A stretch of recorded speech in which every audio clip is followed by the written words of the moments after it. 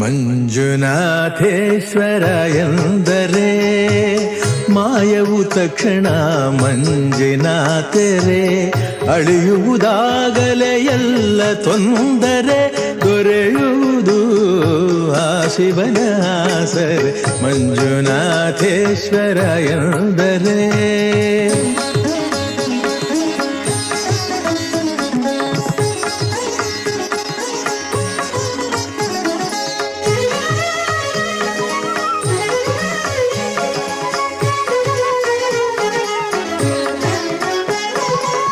ಯೋಗಿಯ ಯೋಗಿಯೋ ಯವನಾಗಿ, ವೇದಾಗಮಗೆ ಮಿಗಿಲಾಗಿ. ಯೋಗಿಯ ಯೋಗಿಯೋ ಯವನಾಗಿ,